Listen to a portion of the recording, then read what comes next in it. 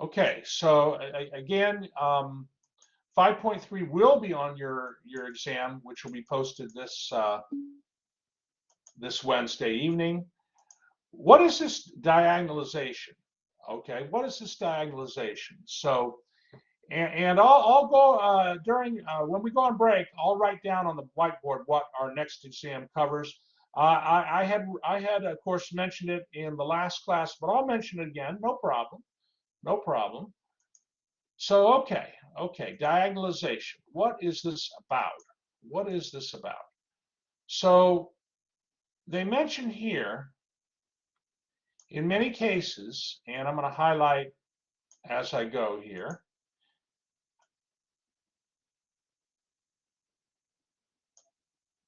Yeah. So in many cases, the eigenvalue-eigenvector information contained within a matrix A can be displayed in a useful factorization of the form A equals P times D times P inverse, where D is a diagonal matrix.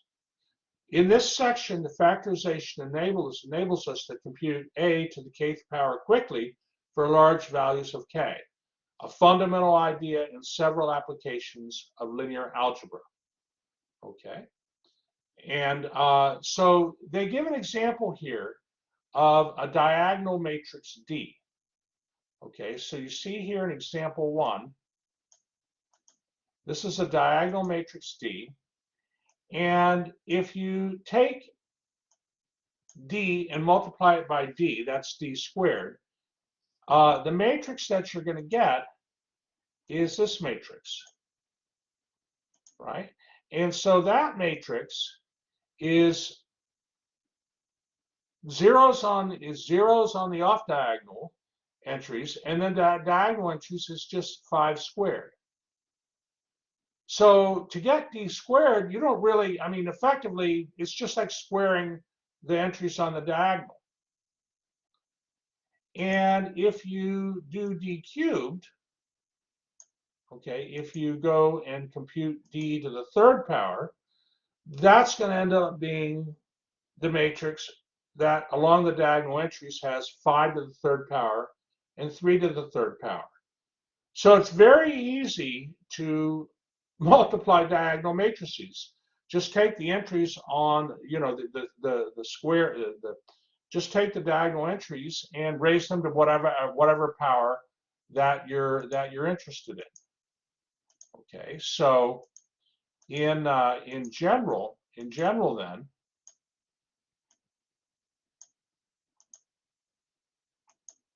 D to the kth power equals that matrix for k greater than or equal to 1. Now, if A equals P times D times P inverse, okay, and I want to check one thing on this. One thing comes to my mind here. One moment, class.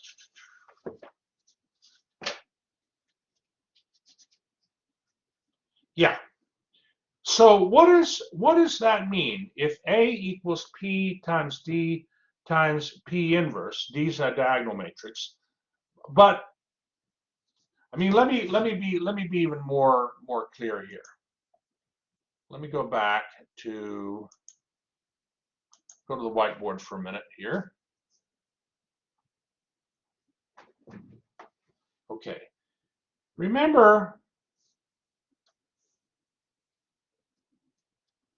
you have seen this back in section, well, in today's homework.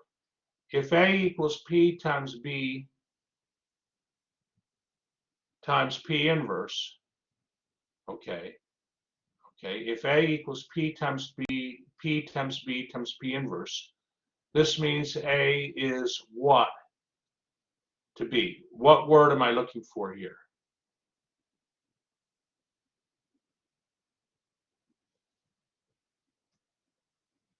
So you have a matrix A, a matrix B, and the matrix P Let's see. Well, let's just say it's the matrix P. A is, that's right. Very good. A is similar to B. Now, what we're talking about in section 5.3 is this. We want to take a matrix A and suppose the matrix A is similar to a matrix D, but the matrix D is a diagonal matrix. So we're saying the matrix A is similar to a diagonal matrix D. Okay, now this is going to be, turns out this is going to be a very, very nice way to factor the matrix A. Okay, so you've seen different factorizations. Okay, in your homework, you've seen different factorizations. For one, you have the LU factorization. Another is QR factorization. These different factorizations are helpful in certain applications. Now we're talking about factoring the matrix A as the product of three matrices, P times D times P inverse. Well, it turns out that if D is a diagonal matrix, the matrix P will consist of the eigenvectors of the matrix of A, and the matrix D consists of the eigenvalues of the matrix A. This is by what's called the diagonalization theorem. But for now, we'll get to that. But let's go ahead, and I didn't see your comment, Mikhail, but I think you were mentioning something to that effect, I believe. So let's just say in example 2, I don't want to highlight all of it. Here in example 2, you have a matrix A, and let's just say A equals P times D times P inverse, where there's the matrix P, there's the matrix D, it's a diagonal matrix, and it's not hard to get the inverse of a 2x2 matrix. So, I mean, we're going to figure out how to get, given a matrix A, how to find the diagonal matrix D and the matrix P. It will involve eigenvalues and eigenvectors, but for now, let's just, assume that A equals P times D times P inverse for those given matrices. Now, if you wanted to compute A squared, okay, if you wanted to compute A to the second power, let me move this. A to the second power is as you see highlighted. But matrix multiplication is associative, so you have to keep the matrices in the correct order in the multiplication, but you can associate different multiplications. So what you can do is you can write P inverse times P here. You can group that product by itself, and that's going to give the identity. And so you end up with P times D times D times P inverse, which is just P times D squared times P inverse. Okay. Now, if you wanted to find A cubed, so A squared is P times D squared times P inverse. A cubed, it turns out, will equal P times D cubed times P inverse. Okay. Again, I mean, it shows why. Okay. So in general, if you have A to the kth power, A to the kth power is going to equal P times D to the kth power times P inverse. And so you see what you can do is you can come up with a formula for formulas for the entries of A to the kth power. Okay, so now a to the kth power, if you go a to the 1000th power, you don't have to have a, uh, multiply a by itself 1000 times. That's a lot of flops, a lot of flops. You can just have general formulas for each entry of a to the 1000th power. You see that? That's one of the advantages of being able to diagonalize the matrix A. Diagonalizing the matrix A, as it says here, means that A is similar to a diagonal matrix. Hold on, let me move it over here. Yeah, A is similar to a diagonal matrix. And so that's wonderful. That's wonderful. Because many times in applications, you do want to take A and raise it to a high power. Right? So there's a theorem called the diagonalization theorem here.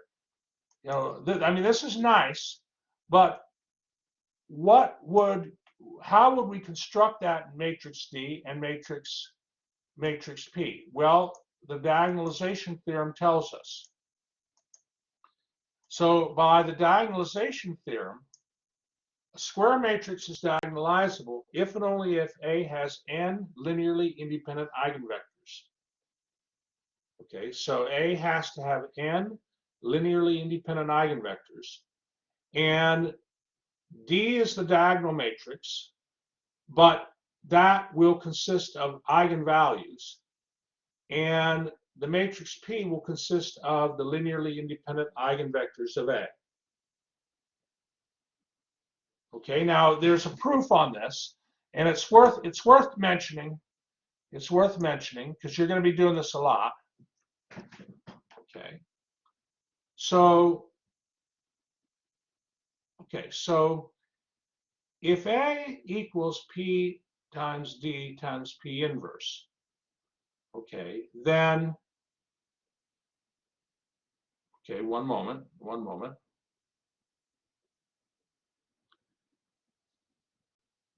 You can multiply on the right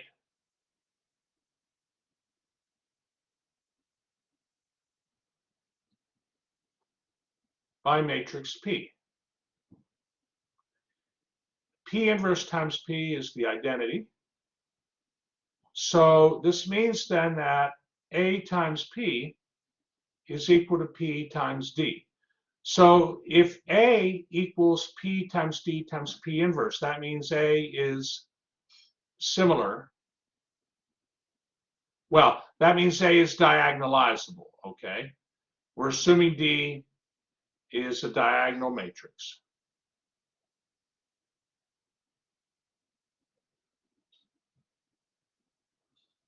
But this means A is diagonalizable.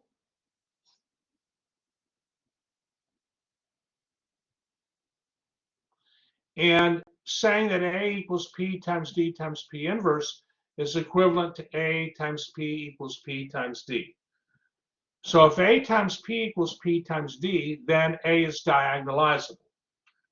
Okay, and what they do in the proof here, let me go back to the book, is in the proof, they say, okay, let's say that the matrix P, the columns of the matrix P are the eigenvectors. I want to be careful here. No, I don't want to say that. No. Let's say you have a matrix P with vectors v1 to vn, and you multiply A times P. Well, A times P is going to give you a matrix with these column vectors. Okay? And we can take, if we then take a matrix P times D, where D is a diagonal matrix, and I'm just having lambda values there. If we do that, you're going to get a matrix with these column vectors.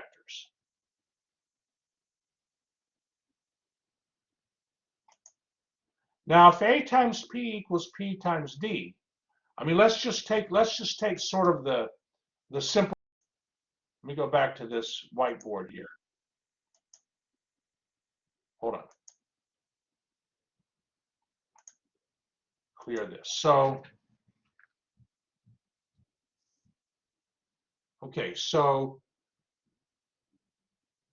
let's say that A times P were equal to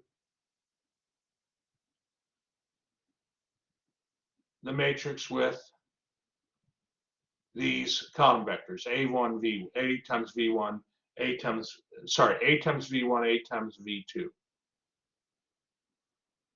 And then P times D is the matrix with these vectors, these column vectors, lambda 1, V1, lambda 2, V2. So if A times P equals P times D, this implies A times V1 equals lambda times V1, and A times V2 equals lambda times V2, right?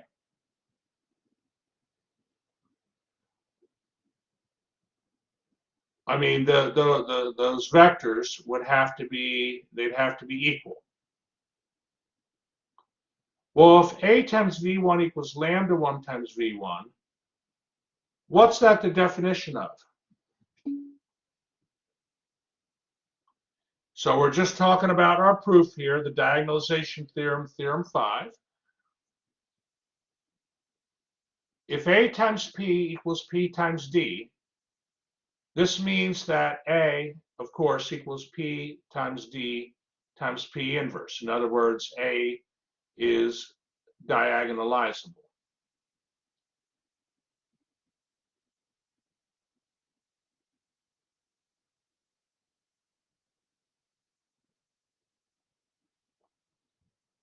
But for A to be diagonalizable, we need to have these two equations here be true. We need to have scalars, and I guess I should have a lambda 1 here and a lambda 2 here. Let me make this a little more clear.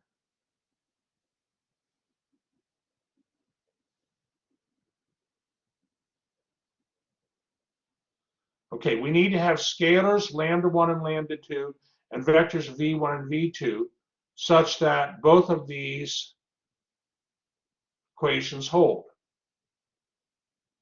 Well, what vector v1 and what scalar lambda 1 satisfy this equation?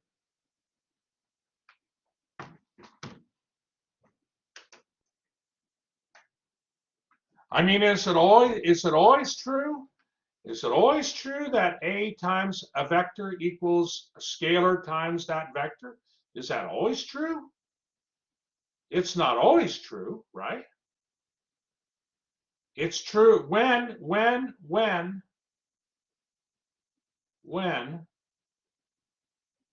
does A times V1 equal lambda 1 times V1? When does that happen? What kind of vector would V1 have to be?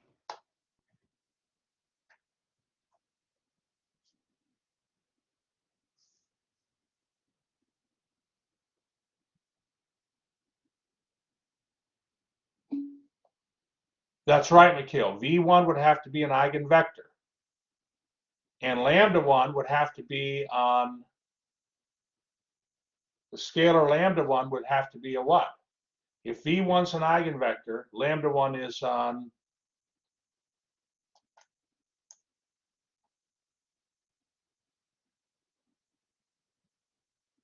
come on, tell me, you know.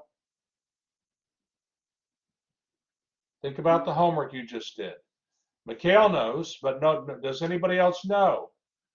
Come on, one of you have to know, and hopefully more than one.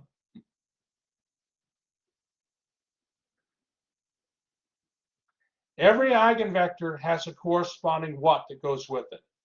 Every eigenvector has a corresponding eigen what?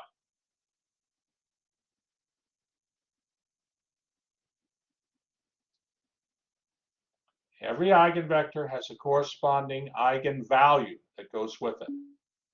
That's right, Belen, eigenvalue. Good. That's right. So this means then that the matrix P is which, like, you know, remember how they define P here.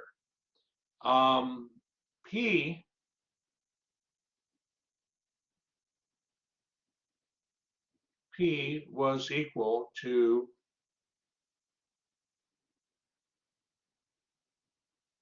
this matrix with vectors V1 and V2. So those are the eigenvectors. So you construct the matrix P using the eigenvectors. Okay, so let me just I want to make sure everybody's understanding this.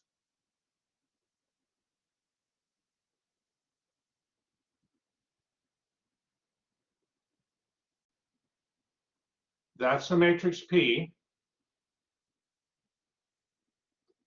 And D would consist, in this case, of D would be the diagonal matrix whose entries are the eigenvalues.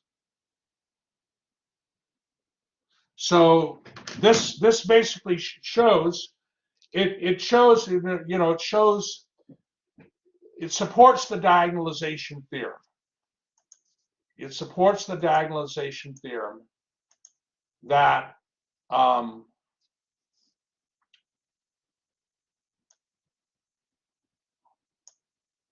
on, that when A equals P times D times P inverse, where D is a diagonal matrix, the matrix P consists of the eigenvectors of A, and the matrix D consists of the eigenvalues of A. Okay, this is a very important concept. Now, in your homework, you're going to have problems where you have to find the hold on here. You have to find the diagonalization. Okay, you have to find the matrix P and the matrix D. So I'm gonna do one with you now. We're gonna work it out by hand. Okay, and I'm gonna want you to do the same thing in your homework and the same thing on the exam. Okay, so I'm gonna want to see the work on this kind of problem. So let me bring the you know, later on you can use MATLAB, but right now don't use MATLAB. Okay, so let's do a problem here. Take a moment and copy this example down.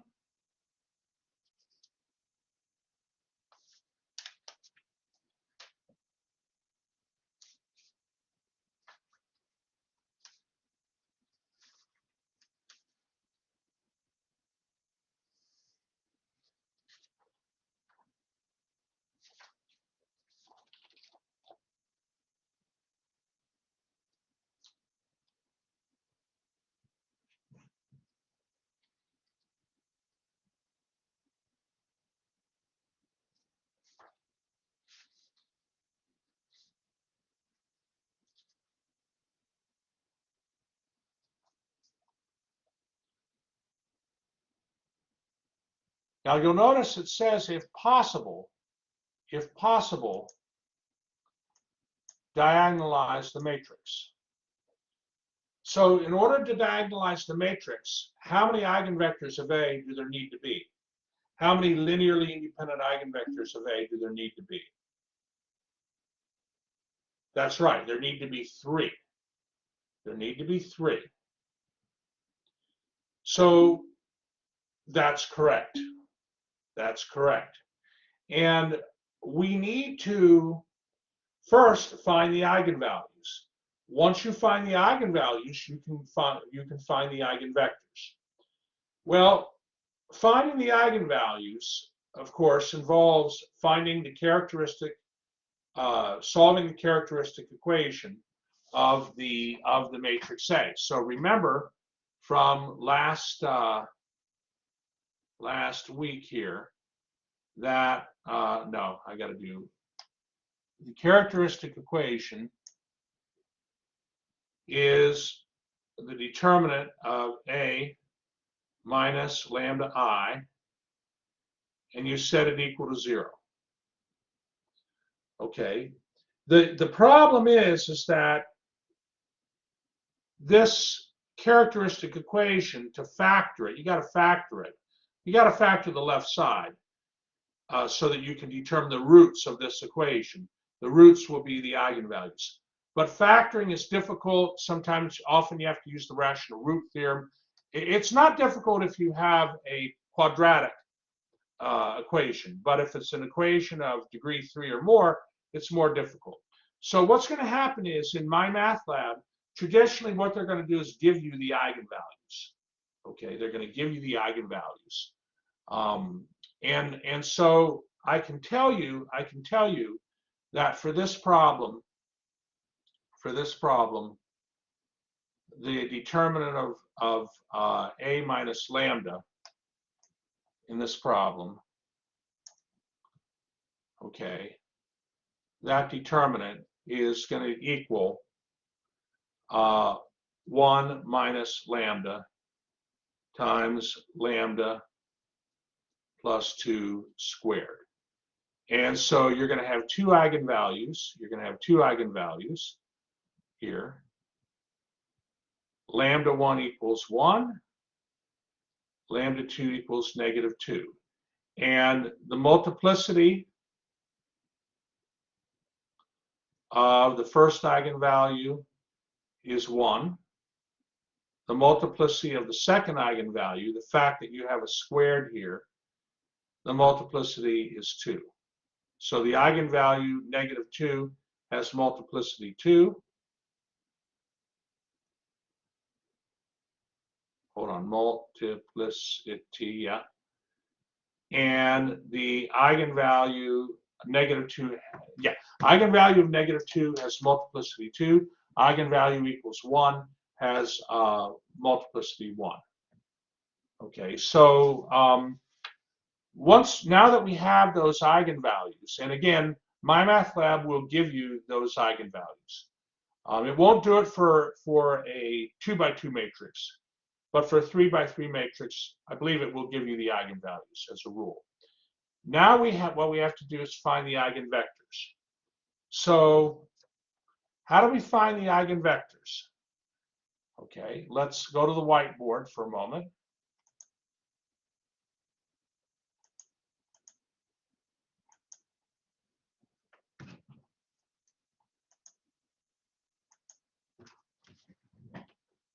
Okay, so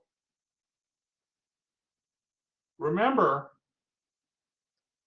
A times X equals lambda times X, right? Let me do it a little bit differently here.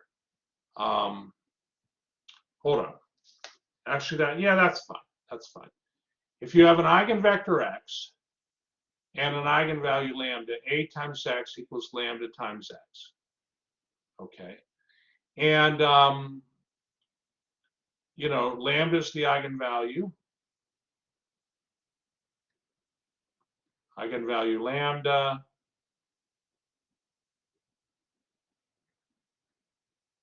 Eigenvector X in this case. We know what our eigenvalue is. If we know what the eigenvalue is, we can get the eigenvector. How do we do it? Well, remember, you can rewrite this matrix equation like this matrix equation.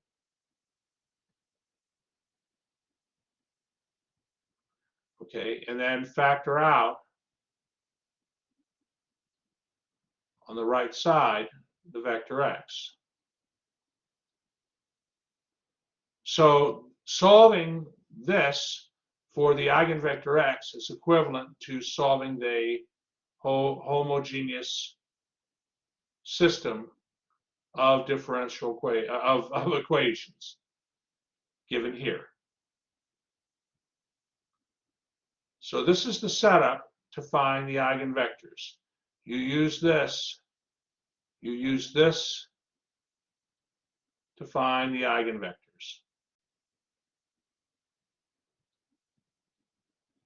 Please let me know if you have any questions.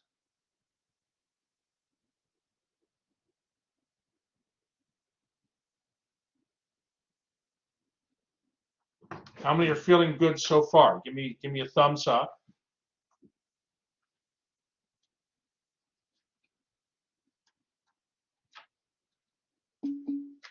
Okay, thank you, Yasin. Thank you, Mikhail.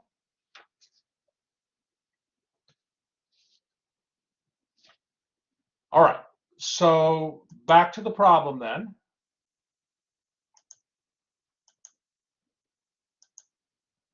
So here we are. And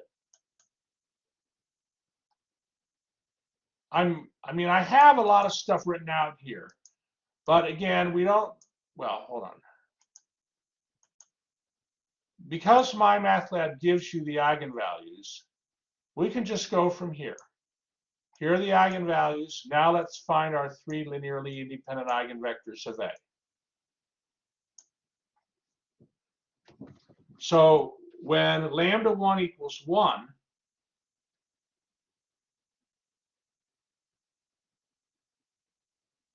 okay, here's the first one. Okay. Here's the homogeneous system. Now this, let me see, A minus lambda I, this here on the left, that comes from taking the matrix A with these entries.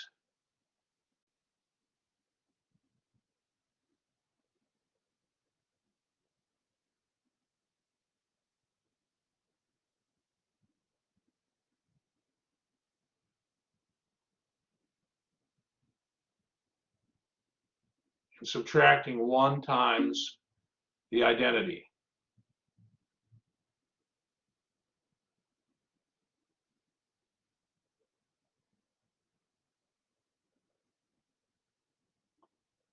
Okay, so hold on. One moment. Mikhail, I know you had a question, but just hold on.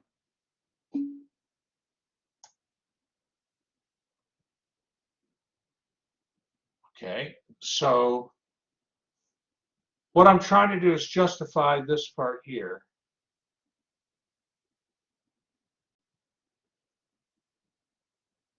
Which is the A minus 1 times lambda I part. This is A minus 1 times, the A minus 1 times the identity part. This is A times 1 minus the identity. That's going to give you that portion of the matrix there.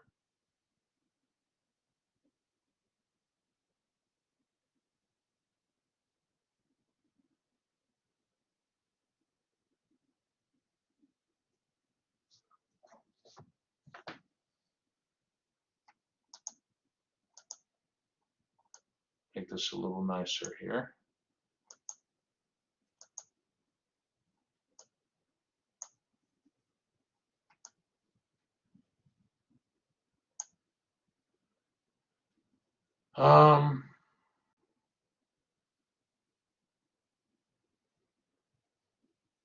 All right. And so now we have some row operations to do.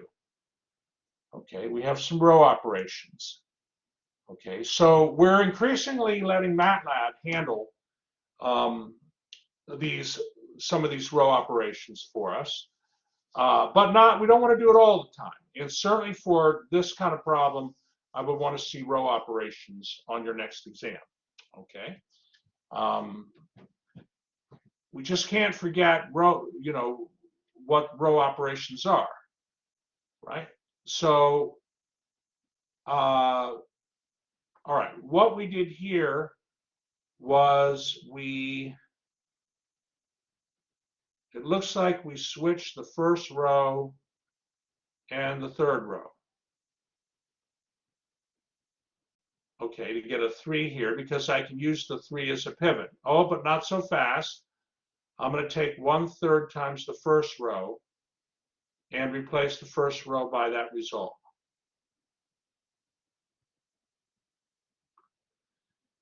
And then we're going to take 3 times the first row, add it to the second row, place the result in the second row.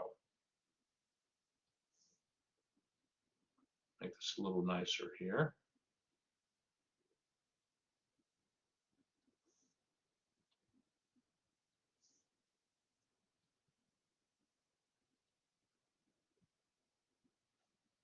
Okay. And that gets us down here.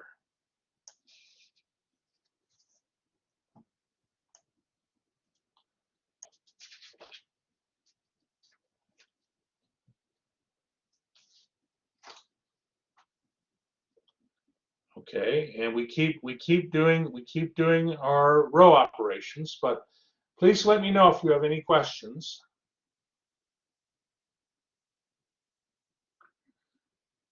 Is it helpful some of the writing I'm doing here on top of the the notes? Is that a helpful? I hope it helps. Excellent, Marcella. Thank you.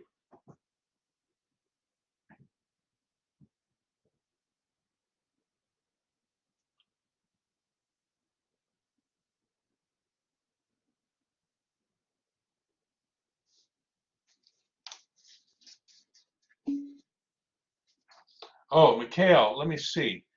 Mikhail, this part here at the top, I took the characteristic equation and I factored the left side. But you're not going to have to worry about doing that because MyMathLab is going to give you the eigenvalues. So you don't have to worry about doing that for like a 3x3 or a 4x4 matrix. You have to find the eigenvalues for a 2x2 matrix. You have to find the eigenvalues for a 2x2 because you can use quadratic equation to get those. But for 3x3s, 4x4 matrices, MyMathLab is nice. They'll give you the eigenvalues.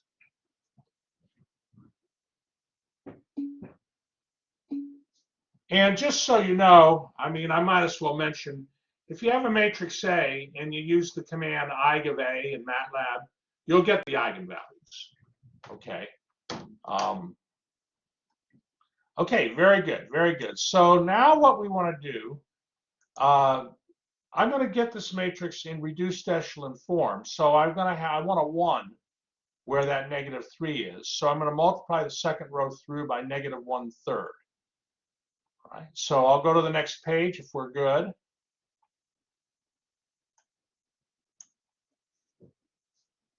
All right, so the row operation that I did, that we have done, is we've taken the second row, multiplied it by -1/3, and replaced the second row by that result.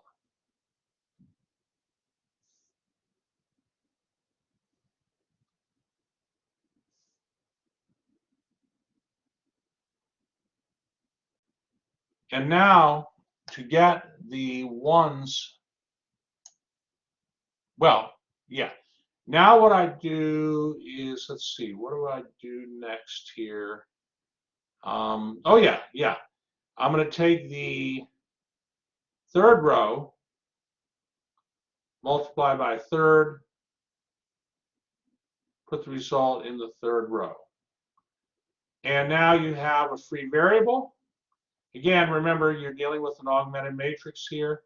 So x3 is free, x2 equals negative x3 based on the second equation. And based on the first equation, x1 should be shown to be x3.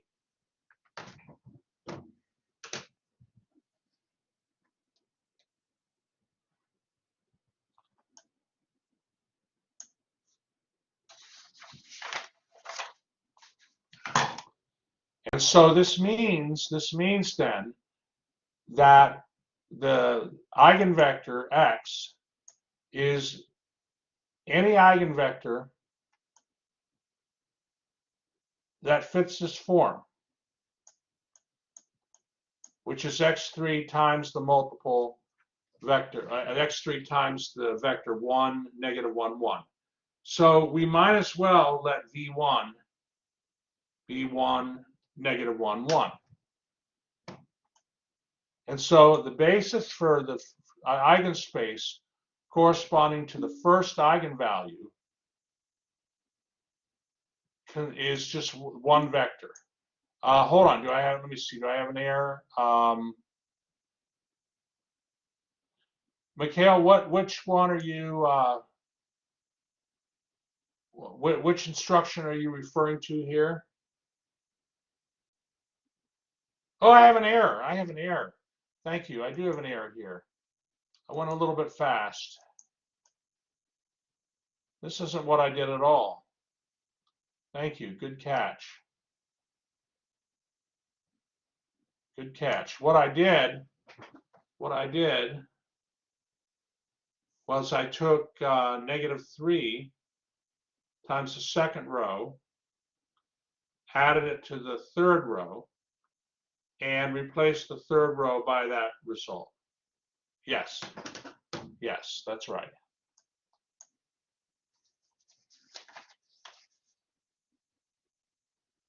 Thank you, Mikhail.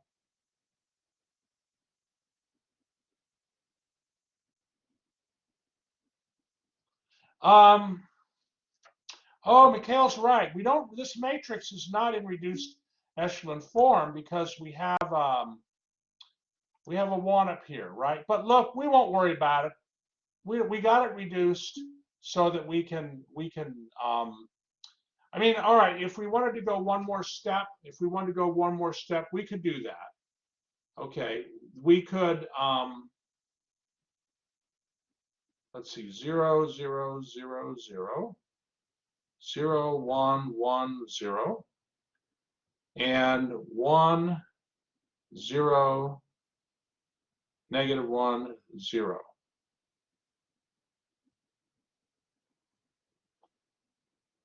That would be if we took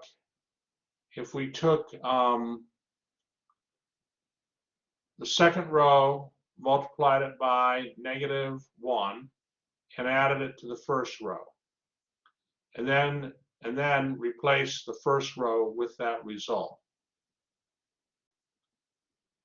Yeah, that would work. That's actually, you see, when we don't do that, we end up with this little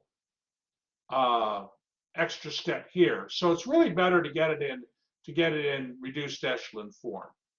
And then you'll wind up with x3 being free, x2 equals negative x3, right? And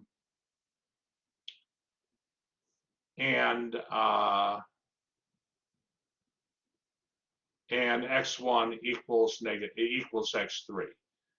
Okay, yep, that's cool. All right, thank you. And so the basis for the eigenspace corresponding to lambda 1 equals 1 is 1, negative 1, 1. Thank you, Mikhail. And notice the dimension of the eigenspace, of this eigenspace, is 1. So the multiplicity of this eigenvalue, lambda 1 equals 1, the multiplicity is 1. and it matches the dimension of the eigenspace, which is 1. And that's no accident. That is no accident. Okay. In this case, we don't have distinct, we have 2 eigenvalues, but we have 2 different eigenvalues. Eigenvalue 1 equaling 1 and an eigenvalue equaling -2. But because, well,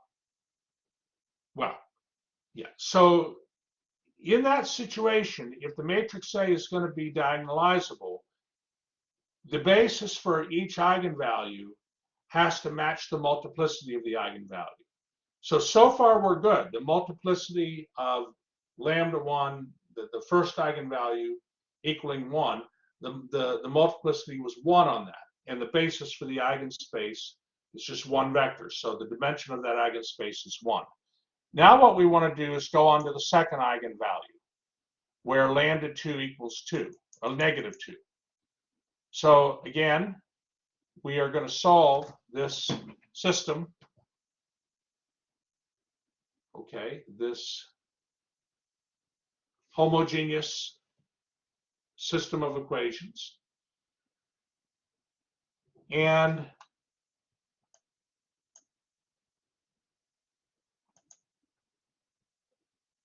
we will, let me see, I just want to, yeah, this is fine. We'll use blue here. So not hard, not hard. We take 1/3 times the first row, put the result in the first row. And then to get here,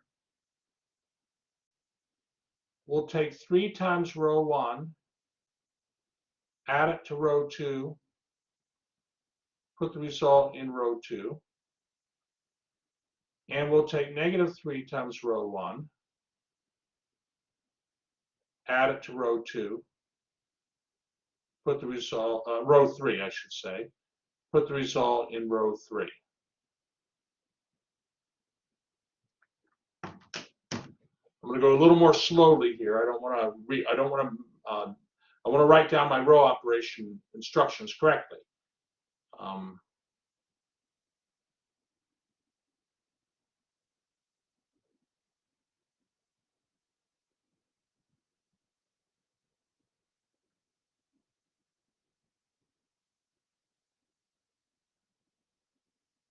How many free variables are there?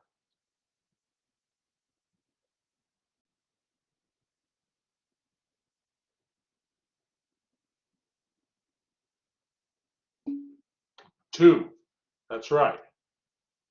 2 free variables. So now x3 is free, x2 is free, and x1 equals -x2 minus x3. So we write out that eigenvector in parametric. Well, we write out the solution vector x in parametric vector form, and then we can identify our other. Well, we can identify eigenvectors v1, v2, and v3. And notice that those eigenvectors are linearly independent.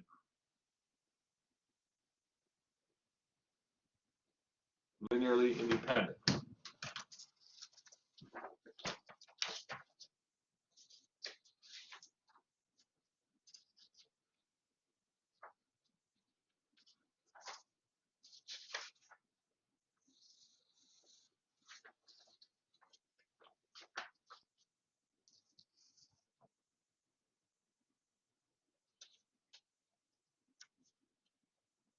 Please let me know if you have any questions.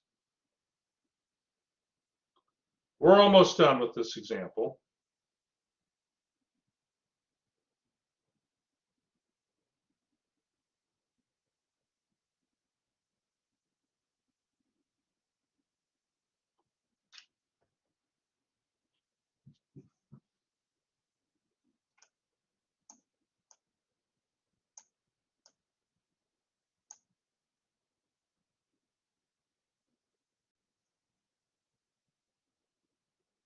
Okay. So what's the basis for this, for the eigenspace corresponding to the eigenvalue equaling -2? What's the basis for that? What's the dimension of the eigenspace? 2, exactly. It equals 2. Okay, so here's the basis for the eigenspace corresponding to λ2 equals -2. Please let me know if I'm going too fast. I'm trying to pace myself, and since that eigenvalue equaling -2, that eigenvalue has multiplicity 2, well, it has multiplicity 2, and the eigenspace has dimension 2. That's no accident. That's no accident. If a matrix A is diagonalizable, then the multiplicity of the eigenvalue determines the dimension of your eigenspace.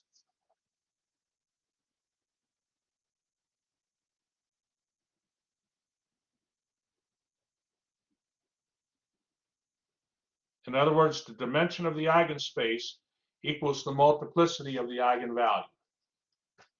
Now, it turns out that vectors v1, v2, and v3, v1 was the eigenvector corresponding to eigenvalue λ1 equals 1, right? It turns out that those three vectors form a linearly independent set. You could check that by just constructing. I mean, if you just,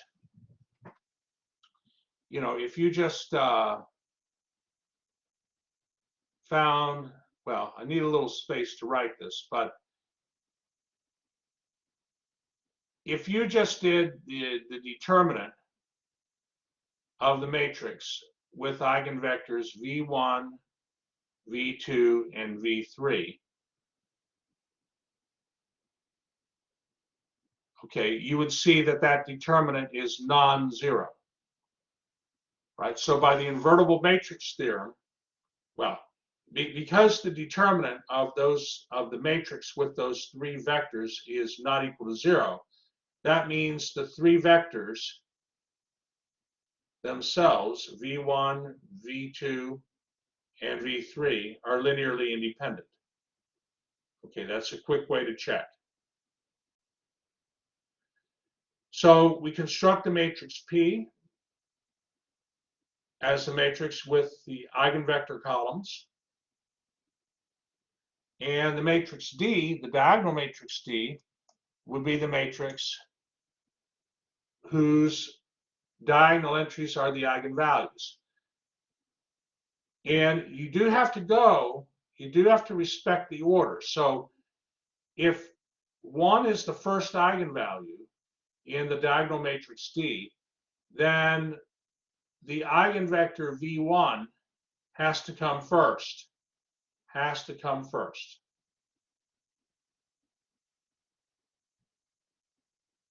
Now, the other two eigenvalues, the other eigenvalue, -2, I wrote v2, v3 here, okay?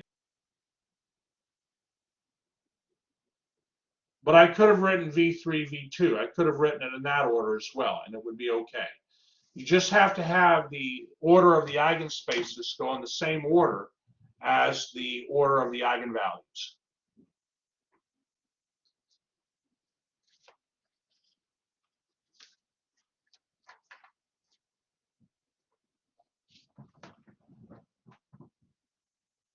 And you can check to see that A equals P times D times P inverse.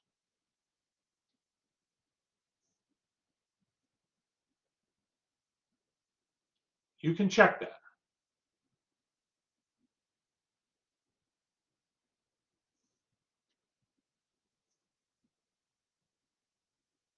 Okay? You can check that in MATLAB.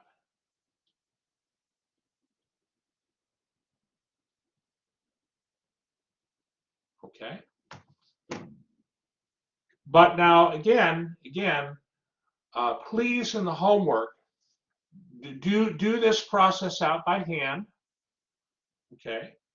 And I would expect that on your exam too for section 5.3 problems, because I want to see that you know how to find eigenvectors, how to find the eigenvectors. I know MATLAB can give you the eigenvectors, but I still want to see that you can show me how to get the eigenvectors. It's important to remember the mathematics behind what we're doing here. We're going to need to be comfortable with those mathematics in order to understand future sections.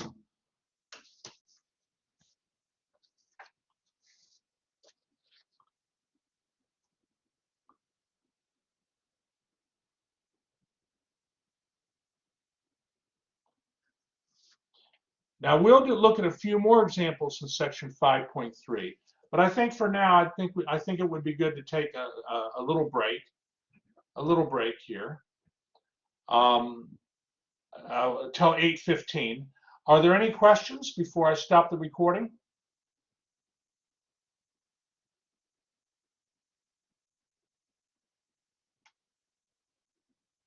Who's feeling good so far? Give me a thumbs up if you're feeling good, comfortable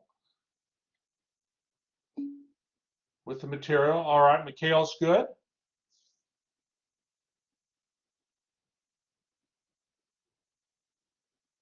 How are you feeling, Jacob? You're good. You're in the middle? Okay. Belen, Marcella, how about you all?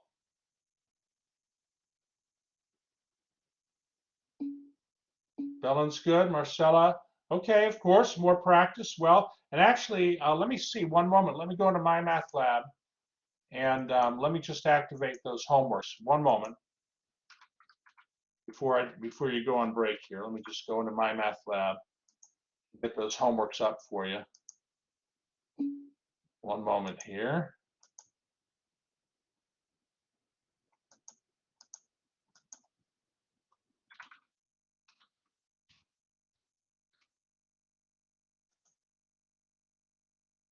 One moment, everybody.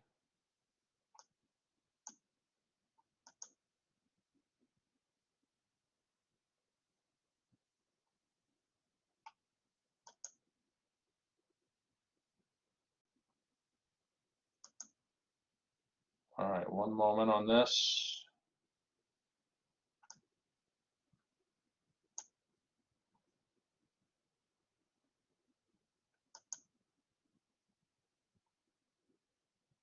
Hold on. Hold on.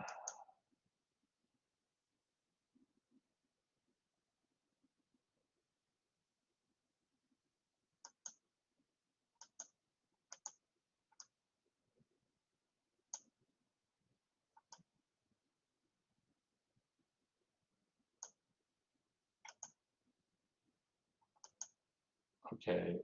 Wait.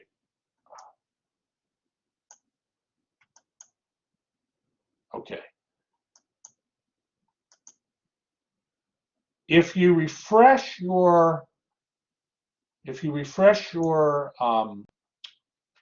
My Math Lab, the free response exercises for 5.3 are showing. I'll make the multiple choice show also, but are at least the 5.3 showing okay?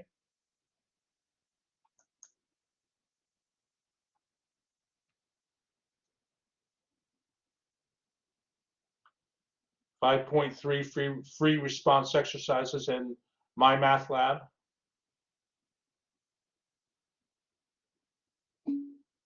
Good, excellent. Okay, so I'll tell you what, let me give you a little time to work on those. Let's meet at 8:20. 8:20, 15-minute break. And if you have any questions on your MATLAB assignments, we can try to handle them after class if anybody has any questions. Hopefully my comments sort of spell out everything. Thank you, Mikhail, excellent. And all right, so I'll see you back at 8:20, okay? 8:20 p.m., excellent. Thank you, Mikhail. Thank you, Marcella. Thank you for that input. Thank you.